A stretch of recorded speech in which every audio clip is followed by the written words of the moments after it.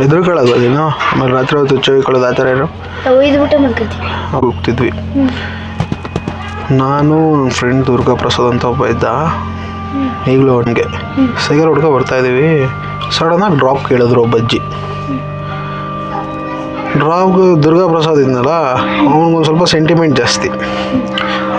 ಮುದುಕರಿಗೆ help ಮಾಡಬೇಕು ಅಂತ ಒಂದೇ ಅವ್ರು ಹಂಗೆ ಫ್ಯಾಮಿಲಿನೂ ಹಂಗೆ ನೋಡ್ಕೊಂಡವನೆ. ಅವನು ಹತ್ತಿಸ್ಕೊಂಡ. ನನಗೆ ಯಾಕೋ ಡೌಟ್ ಇತ್ತು, ಬೇಡ ಮಗ ಅಂತ ಅಂತಿದ್ದೆ. ಹತ್ತಿಸ್ಕೊಂಡಿದ್ದವನಂತೆ ಹೊಡಿತಾವನೆ. ಸೈಕಲ್ ಮುಂದಕ್ಕೆ ಹೋಗ್ತಾನೆ ಇಲ್ಲ.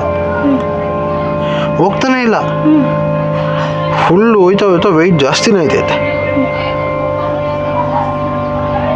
ಏನಿರ್ಬೋದು ನಿನ್ನ ಪ್ರಕಾರ? ಜಾಸ್ತಿ ಇರ್ಬೋದು. ಇಲ್ಲ, ಅವ್ರು ತುಂಬ ಸಣ್ಣಕ್ಕಿದ್ರು, ತೂಕನೇ ಇಲ್ಲ ಅವರು. ಈ ಪ್ರಪಂಚದಲ್ಲೂ ದೆವ್ವ ನಂಬ್ತೀಯ? ಎಷ್ಟೊಂದು ಟೆಕ್ನಾಲಜಿ ಇಂಪ್ರೂವ್ ಆಗೈತೆ. ದೆವ್ವ ಇಲ್ಲ ಕೇಳು.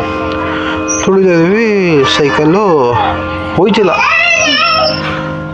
ಸಡನ್ನಾಗಿ ಏನಾಗೋಯ್ತು, ಹಿಂಗೆ ಒಂದು ಪಾಪ ಕೊಯ್ ಅಂತ ಕಳ್ಕೊ ಹೋಯ್ತಲ್ಲ, ಹಂಗೆ ಒಂದು ಬೇಕು ಕೊಯ್ ಅಂತ ಕೂಗ್ಬಿಡ್ತು.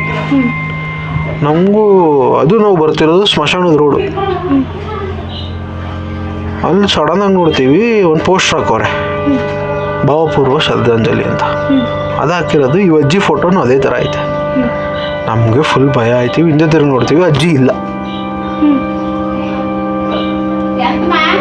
ಮುಂದೆ ತಿರುಗಿ ನೋಡ್ತೀವಿ, ಬಡ ಅಂತ ಬಂದ್ಬಿಡ್ತು ಅಜ್ಜಿ ದೆವ್ವ. ಓಡ್ಬಿಟ್ವಿ ಯಪ್ಪ.